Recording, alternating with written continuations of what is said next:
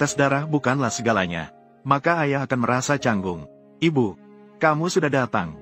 Ya, biarkan ibu lihat. Bagaimana luka itu? Perawat sudah membungkusnya kembali. Dengarkan apa yang dikatakan dokter. Malam tadi saya begadang. Kamu istirahat dulu.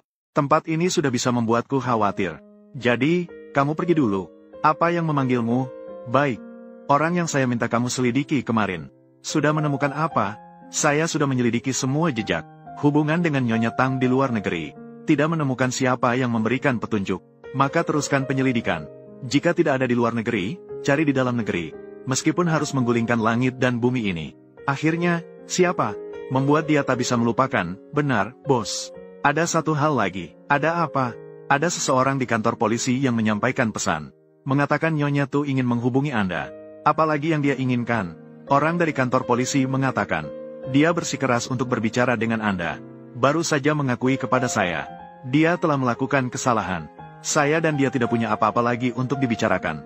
Dia mengatakan jika Anda tidak mengangkat telepon, Anda akan menyesal. Akhirnya, ada apa dengan dia? Apakah Anda ingin tahu siapa dalangnya? Katakan saja apa adanya, jangan bertele-tel. Kamu benar-benar tidak berperasaan. Kamu memikirkan segalanya. Hanya tidak ada noda sama sekali. Dia sama sekali tidak mencintaimu. Awalnya dia menikah denganmu hanya karena tubuhmu. Dia memiliki hati mantan pacarnya, kamu tidak menyangka, kan? Dari awal hingga akhir, kamu adalah pengganti. Chef, kamu mau kemana? Ke rumah sakit. Kamu sudah datang ya? An, apa kabar? Hari ini sudah berperilaku baik. Mendengarkan kata-kata dokter, tentu saja sudah. An sangat baik. Dokter bilang hari ini bisa pulang. Baiklah, kita bisa keluar dari rumah sakit sekarang. Luke Lem Nguyen, hari ini kamu kenapa? Chef, zaman sekarang siapa yang tidak punya mantan kekasih, kan? Harus sedikit toleran, belum cukup toleran ya? Jadi apa yang baru adalah toleransi habisnya mantan pacar. Kemudian tentang anak laki-laki, saat tidur. Jika Anda memanggil nama orang lain, semua orang yang laki-laki akan marah, saya tahu. Dia bermimpi memanggil nama mantan pacarnya itu tidak benar, tapi kamu tidak bisa marah padanya terus-terusan, aku tidak tahu. Kamu benar-benar tidak sengaja, kamu pikir begitu banyak. Ayah dan ibu bertengkar, bukan? Tidak apa-apa, An. Nenek bertanya padamu, apakah kamu mau? Ayah dan ibu cepat kembali bersama, ya. An, sudah sampai, ibu di depan. An bilang dia terlalu pandai untuk hilang. Sudah selesai belum, nak? Mengapa kamu di sini? Nenek bilang ambil barang. An bilang ajak aku ke tempat yang menyenangkan. An, buka pintu untuk ibu. Malam ini ibu akan menidurkanmu. Malam ini kamu tidur dengan nenek, ibu tidak perlu khawatir. Cepat buka pintu, besok kamu masih harus bekerja, jangan capek lagi. Nikmati dengan perlahan, dunia kalian berdua. Bagaimana sekarang? Bagaimana sekarang? Harus menunggu sampai besok pagi. Jadi, kamu ingin tahu mengapa pada awalnya?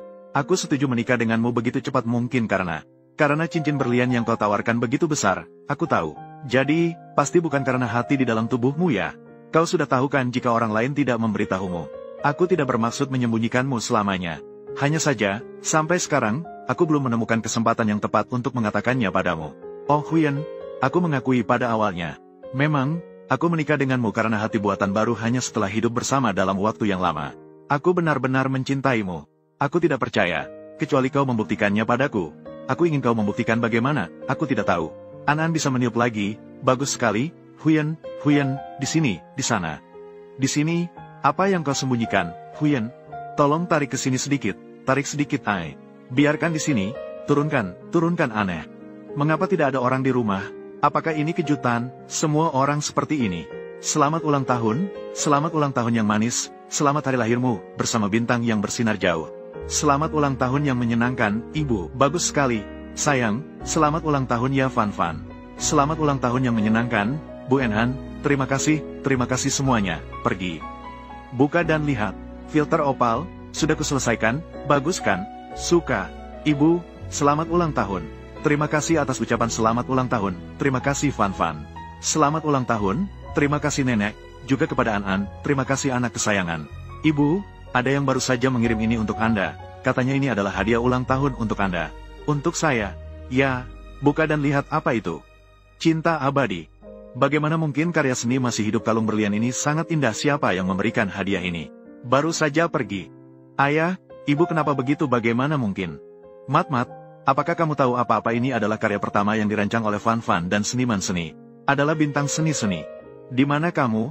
seniman, keluarlah. Sangat indah. Tentu saja ini adalah karya pertama dari keluarga kita, bukan saya. Itu kita, sebut saja. Atau, sebut saja itu cinta abadi. Cinta abadi, brengsek. Apakah kamu tahu tentang ini? Ini adalah karya pertama yang dirancang oleh Van Van dan Gia Tuat. Saat itu, mereka bersama-sama dengan susah payah, tapi sangat bahagia. Kamu sudah pulang, masakan aku semangkuk mie telur. Cepat, makan saat masih panas. Mengapa kamu tidak bertanya kemana aku pergi tadi? Kamu tidak bertanya. Tunggu sampai suatu hari aku ingin mengatakan padamu, maka aku akan memberitahumu. Cepat makan, terima kasih.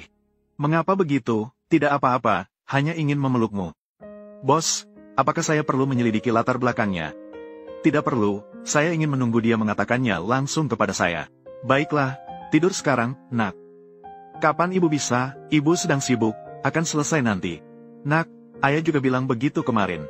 Ayah akan benar kali ini, percayalah padaku sekali lagi. An-an sangat baik, tidur sekarang, nak. Tuan, istri saya belum pulang, belum. Baik. Aku tahu.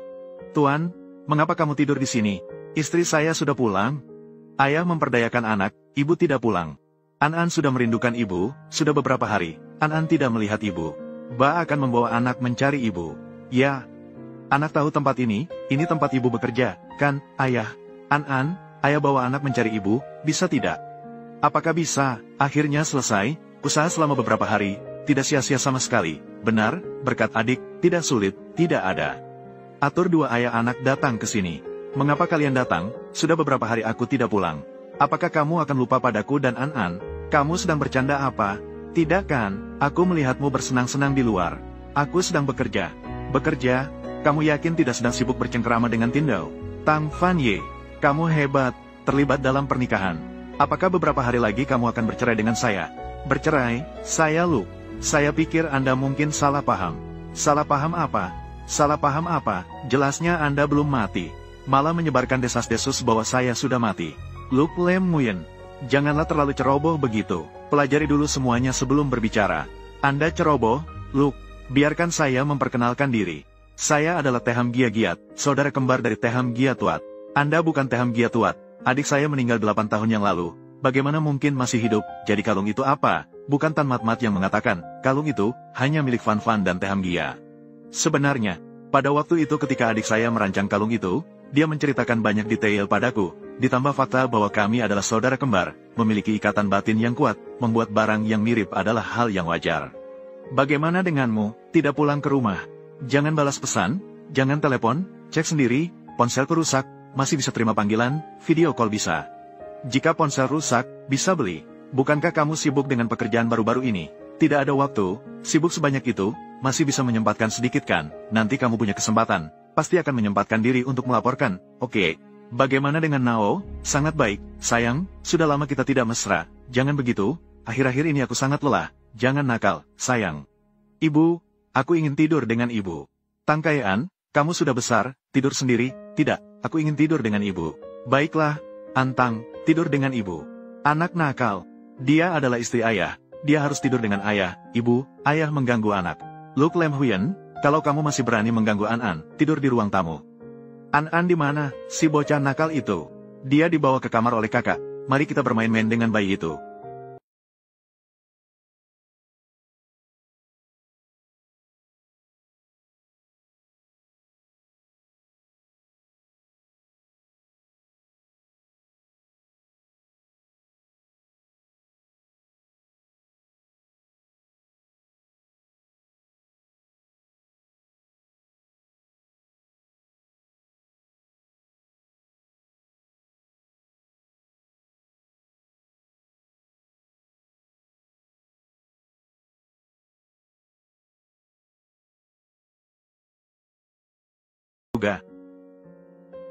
Tak terduga kamu, pelacur ini, cukup fotogenik. Tunggu sampai uang saya habis. Saya akan datang mencarimu lagi, tanpa sadar bahwa dia akan segera membayar harga yang mahal untuk perilaku tersebut. Karena ayah wanita sebenarnya adalah pemimpin geng terbesar di negara itu. Hanya karena tidak ingin anak perempuannya terlibat, maka ayahnya membiarkannya hidup sendirian. Sekarang, Kiome Gong adalah masa lalu. Dia sudah muak dengan kehidupan kekerasan. Maka dia memutuskan untuk pensiun dan hidup tenang dengan putrinya, tanpa disadari bahwa putrinya telah disiksa menjadi tidak manusiawi. Hari itu, Pria itu seperti biasa melakukan kekerasan dalam rumah tangga pada wanita. Namun tiba-tiba menerima telepon dari ayahnya. Pria mengancamnya agar tidak mengungkapkan kekerasan dalam rumah tangga. Atau dia akan mengungkapkan bahwa mertuanya adalah buronan. Ternyata saat ayahnya dikejar musuh, pria muda itu tanpa sengaja melihat insiden tersebut. Maka dia salah mengira mertuanya sebagai buronan. Wanita itu untuk melindungi ayahnya hanya bisa berbohong bahwa dia baik-baik saja. Ayahnya yang tidak tahu percaya begitu saja, mengatakan bahwa dia akan kembali dalam 2 hari untuk bersatu kembali dengannya. Saat itu pria tiba-tiba mencekiknya. Wanita itu dengan susah payah menahan air matanya dan menutup telepon. Hari itu ketika pria pergi ke rumah sakit untuk pemeriksaan kesehatan, tanpa sengaja mendengar dokter berbicara tentang operasi untuk putrinya.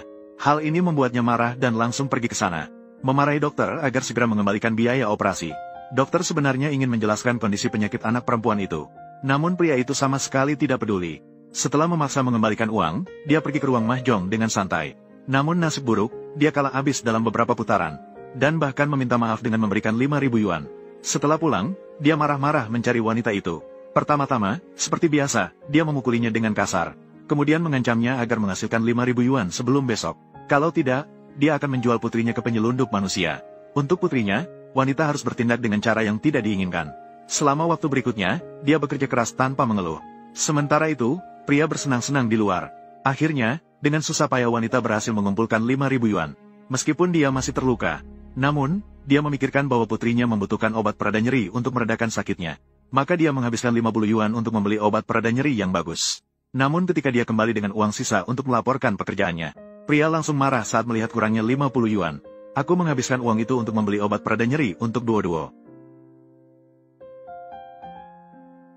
Tidak menghasilkan uang sehari pun, malah menghabiskan uangku. Apakah uangku datang begitu saja? Tindakan yang tidak tahu malu seperti itu membuat wanita benar-benar marah. Marah dan memaki dia sebagai sebuah makhluk yang lebih buruk dari binatang. Tidak memberikan operasi pada putrinya sudah cukup, tapi sekarang, bahkan obat pereda nyeri tidak diberikan padanya. Namun kata-kata ini tidak membangkitkan kasih sayang seorang ayah.